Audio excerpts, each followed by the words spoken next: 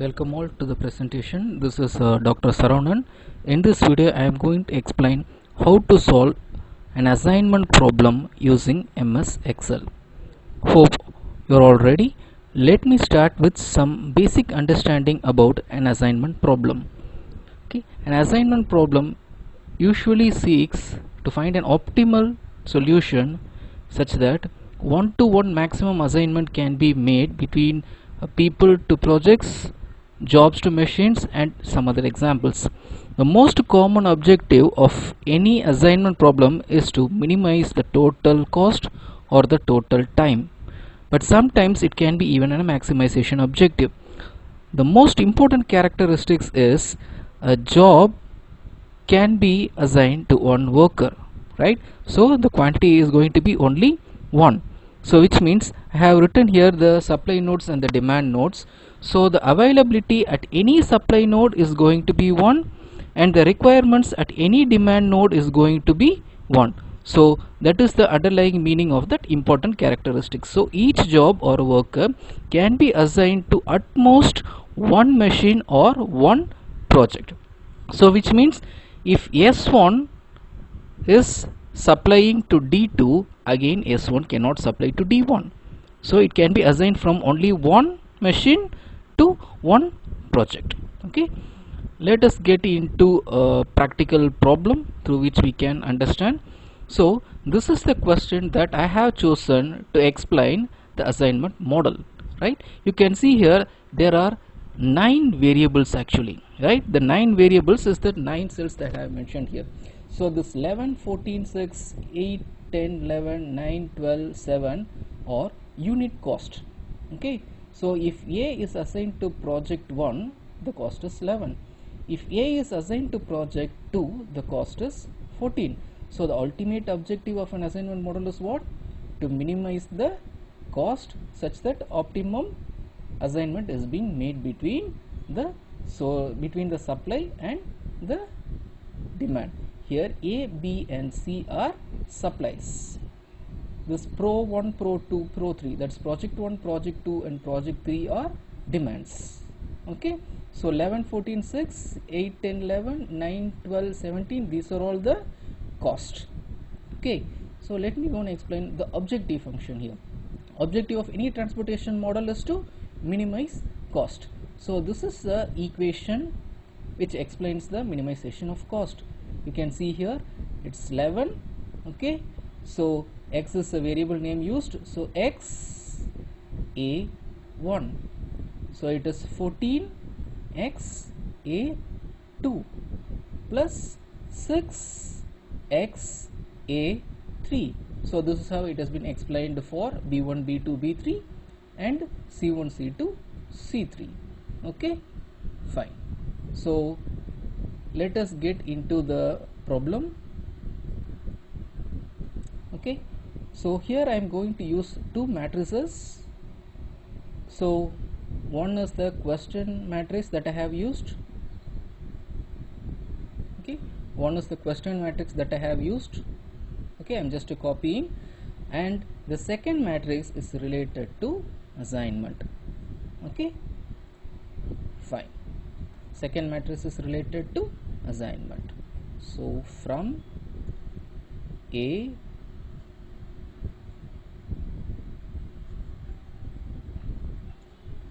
B C, so 3 supplies and 3 demands. Okay, 3 supplies and 3 demands. So Pro 1, Pro 2, so project 2 and project 3. Okay, so I am going to highlight these cells.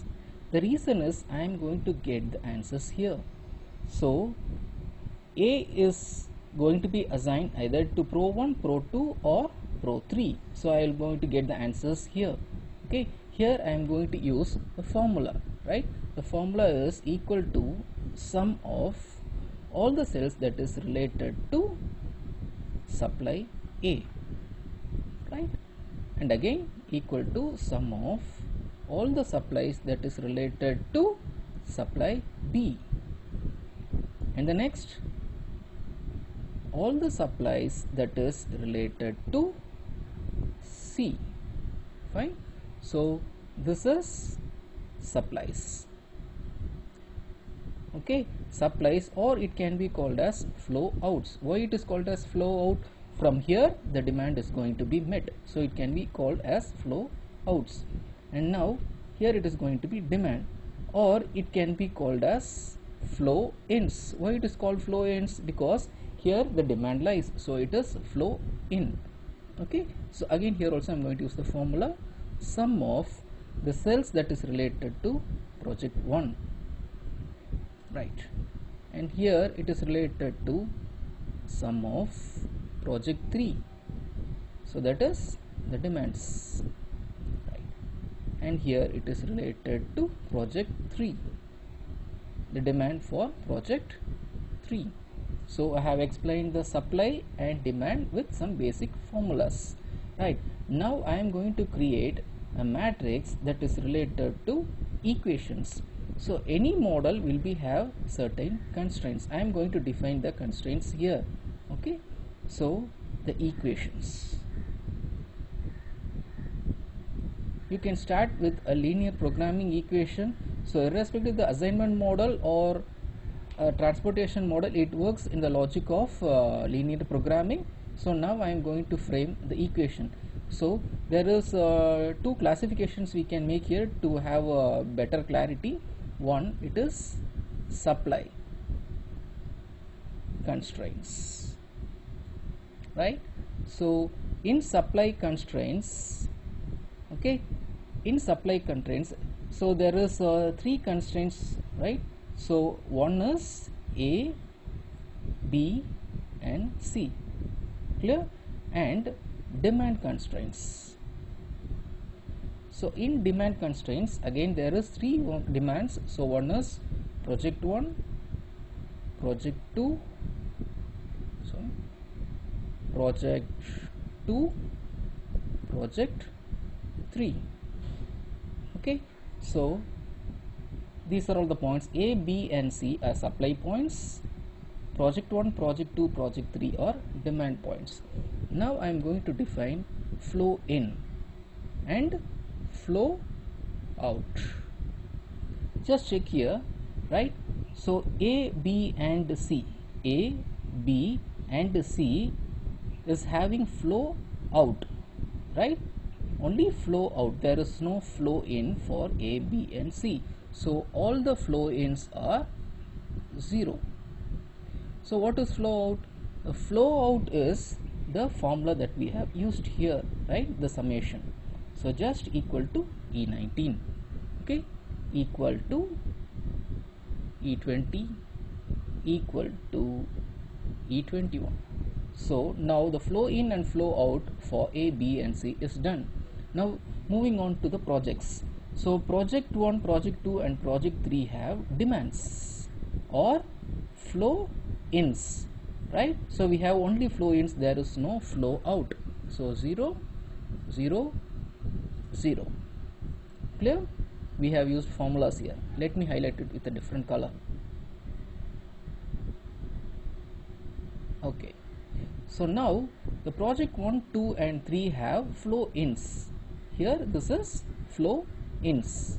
So equal to the corresponding cell, equal to the corresponding cell, equal to the corresponding cell. Okay, you can see here. Okay, again I will highlight it with a different color just to express that formulas has been used here, right. Now it is going to be net flow. So net flow is flow in minus flow out. Okay, so the same formula can be copied to all the locations. Okay, so it is flow in minus flow out. Okay, so now I have defined equation. So this is left hand side of a linear program. So now I need to define the RHS. So what is RHS? Okay, so A, B and C. Okay, so already I have explained here in assignment problem, right? So the important characteristics is each job or a worker can be assigned to at most one machine or a project and vice versa. So which means RHS is going to be 1, but I need to make a difference between the supply and demand constraints. Usually the supply constraint should be mentioned in a negative point. So minus 1 and minus 1. You can identify the difference. The supply constraints RHS is mentioned negative since it is going to move out, or the supply is going to meet the demand constraints. Okay, and here the demands which are going to be satisfied, it is expressed in positive way. Okay, now I can explain this problem as a balanced assignment problem. Why this is called as a balanced assignment problem? You can see that the number of demand constraints is equal to the number of supplies. You can see that A, B and C, there is 3 persons or machines which is going to be assigned to 3 projects. So that is project 1, project 2 and project 3. So it is a 3 into 3 matrix. So if it is explained in such a way, that is the rows and columns are equal, right, or the demands and supplies are equal, so it is called as a balanced assignment model. Okay, so if it is a balanced assignment model, your LHS will be equal to RHS. Here I am going to just use or just insert a symbol. Okay, here the symbol is just to give a meaning to understanding, a clear understanding. Okay, let me close this. Okay, I am just using this. Okay, I am just copying this. Here it is just used as a symbol. It doesn't have any other purpose, just to explain that this is equal to. If it is a balanced transportation problem, this should be equal to. So LHS should be equal to RHS. So what if a problem is an unbalanced assignment problem, right? I will come up with a different video to explain how to deal with the unbalanced assignment problem. Now we are dealing with the balanced assignment model. So that is the supply and demand are equal, or the rows or columns are equal. Fine. So we have defined all the constraints and also we have typed all the formulas. Now one more thing we need to do, right? So we need to get the answer. So that is minimizing cost. So we are going to use a formula called as sum product. Okay, so this is a function that is available in Excel, sum product. So here you can see that array 1 and array 2. What is that array 1 and array 2? The array 1 and array 2 is the 9 variables we are using here. The 9 variables I have already explained: xa1, xa2, xa3, right, xb1, xb2, xb3, right, then xc1, xc2, xc3. Already we have explained this. So these cells, array 1, these 9 cells, comma, array 2 is cost cells, again 9 cost. Okay, hope you can understand. Okay, have typed the formula here. Here we are going to get the answer for minimization of cost, right? So I will highlight it with a different color again. Let me have an yellow color here again. So here we are going to get the cost, and here we are going to get what is the assignment going to be made, whether A is going to be assigned to project 1, 2 or 3, B is going to be assigned to project 1, 2 or 3, and C is assigned to B, going to be assigned to project 1, 2 or 3. So now I am going to get the answers in these yellow boxes. Okay, so now moving on to data menu. In data menu, go and click solver. In solver, you just give where the objective cell is. The objective cell is K20. I have defined, so it should be minimum, right? So we are going to minimize the cost, so it is minimum. So which cells has to be changed? The cells that has to be changed is the variable cells. Okay, so these boxes where we are going to get the answers for assignment. Okay, so I have defined the variable cells. Now I am going to define the equation add. So you can see here all are equal to, right? So this is LHS, cell reference is LHS, so I am going to choose all LHS, right? And the direction here is equal to, since it is a balanced assignment problem, and the constraints are RHS. Okay, right. So now I have defined everything, right? So make sure that make unconstrained variable non-negative is chosen, and the method to be solved, we need to choose simplex linear programming. Okay, just click solve. We get one more dialog box. Just I am going to click OK. I am going to keep the solver solution. So okay, you can see here the answer is 25. Okay, so A can be assigned to project 1, B can be assigned to project 2, and C can be assigned to project 1. So A to 3, B to 2, and C to 1. So let us cross check the answer. So the minimum cost is 25. You can see here project 1 it is 6, project 2 here it is 10, so 6 plus 10 16, and C to project 1 is 9, so 6 10 and 9, so the summation is 16 25. You can see the answer here, it is 25. Hope the video is very informative.